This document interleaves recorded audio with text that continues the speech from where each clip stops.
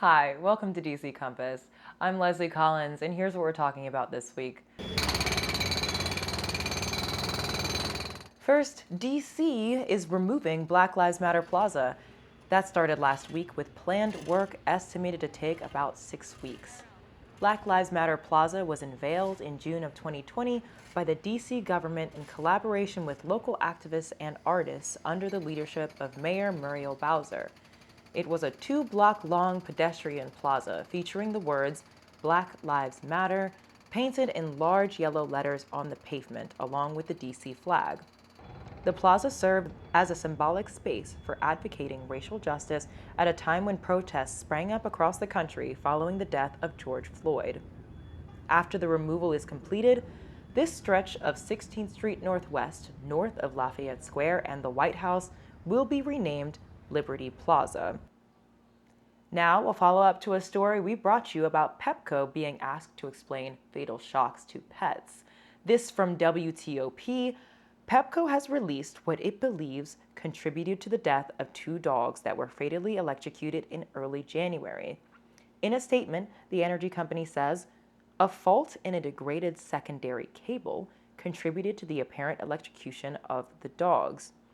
Pepco further said, while this degraded cable alone would not lead to voltage entering the environment, when combined with melting snow, de-icing salt, and debris in the manhole, it created a highly conductive environment.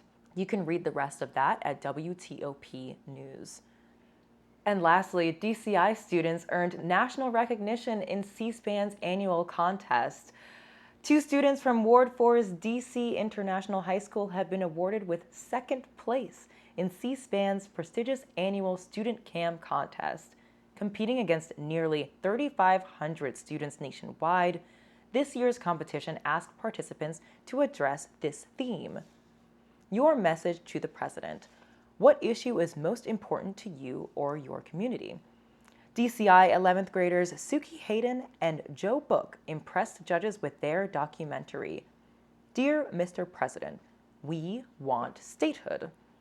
Their work highlights the pressing issue of DC statehood and earned them this notable recognition. Dear Mr. President, my name is Suki Hayden. I live in Washington, D.C. I'm a U.S. citizen, but I don't have the full rights of one.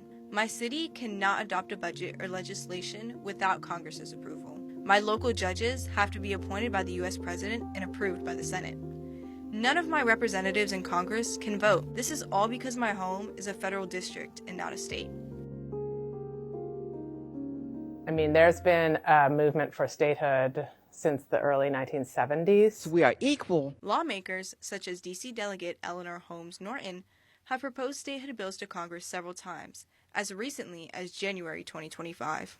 D.C. statehood would create a 51st state, which would represent all D.C. residents, but there would also still be a separate federal district which would house the government. Statehood is the best way to ensure that the people who call this place home can have representation, have a voice in their federal government just like everybody else. To watch their award-winning documentary, see the link in our description. Thank you for joining us. Make sure to hit subscribe and join us back here next week.